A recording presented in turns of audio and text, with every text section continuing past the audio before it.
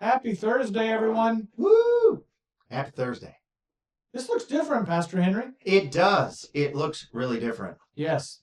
Making progress, everybody. We're trying to do a few things to make your audio experience a little bit better. We're not there yet because we're still in the house, but we should have something more exciting for you next week.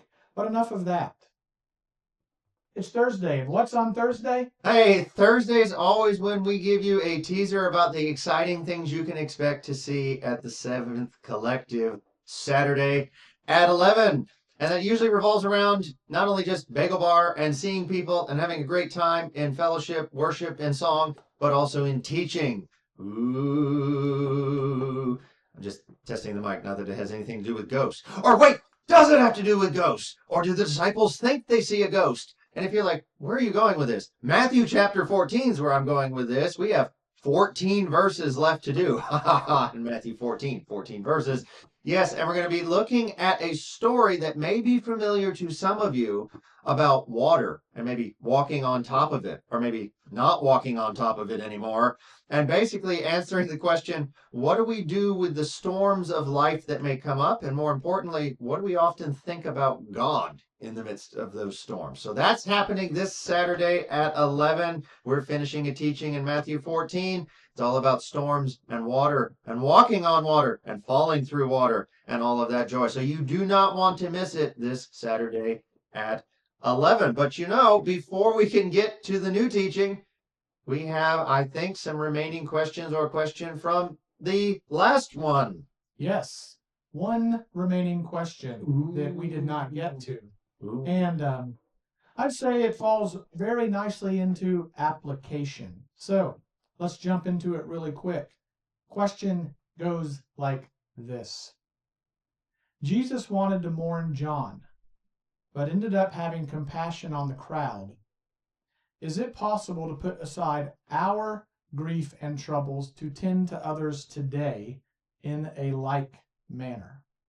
Ooh, very interesting perspective on that. Okay, I always love these questions. Okay, so the question is, okay, Jesus, remember, at the beginning of Matthew 14, he's trying to even get across the Sea of Galilee to have some space to mourn the fact that John the Baptist, his cousin, has just been murdered. And by the time he gets there, there's a whole crowd that figured out that's where he was going. And rather than get any time to himself, they all need his attention and his healing. And so he has compassion on them, the text says, and he begins healing. I don't know what the asker of the question, what their thought process was behind it, but I will say this. In one sense, yes, it is possible to temporarily, I'm going to stress that word, temporarily set aside some grief or some trauma or drama or whatever it is that you're going through to focus on immediate needs in your life or in somebody around you's life. But we want to be very careful not to, as they say, stuff it. We want to be very careful to not think that what Jesus is doing there is ignoring his feelings or his emotional health or his needs. Right? This is a very specific instance where there was a pressing need, obviously needs at the level of needing miracles. He didn't put it aside so he could just go teach, per se, even though I'm sure he might have been some of that was necessary. Right? And we're actually going to see this week, that's a good transition for that. This week we're going to actually see that Jesus only sets aside his need for kind of to be alone and to deal with his emotional needs for about a day. That's about it. So by the end of Matthew chapter 14, the next story we're about to see, Jesus is actually going to seek again and acquire some of the grieving time he needed that he couldn't get when he first got over the lake. Right? So I would say if we're going to use Jesus as an example there, let's not go down the road of saying, oh, this is like some sort of bad Christian coping mechanism where, well, I'm broken and I need something, but I'll just forget all about it and do the Lord's work. Well, I mean, yes, there are times that it's about prioritizing, right? There are times you do need to kind of just double down. I know sometimes I feel like we're in a society where I don't feel like it, and so we just never do anything. Right? Well, there is about prioritization. There is about focus. There is about, timing. There's a time for everything, right? Jesus got there and realized, okay, I need to grieve. He didn't ignore grieving. This is not a statement of just put aside your troubles and just do stuff. Okay, he's not advocating kind of Martha like just work, work, work, work, work, work, work. But he did say, okay, I need grieving time, but right now something is more pressing in a limited scope of time that I need to deal with, then I will circle back. Because here's the thing, if you don't deal with your problems, they will deal with you. Righto. Right. So Jesus is going to, I know we didn't get there yet, so this week we'll see it again. Jesus is going to circle back and deal with his emotional needs.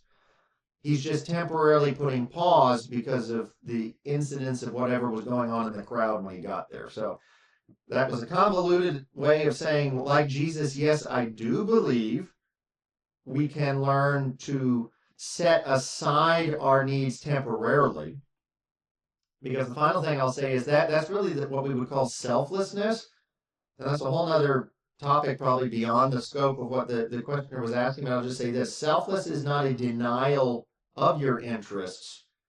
Okay, it is a setting aside your interests as preeminent, and there's a difference. In other words, the only way biblically you can be selfless is to actually know what your self needs or wants, and then decide another self is getting priority.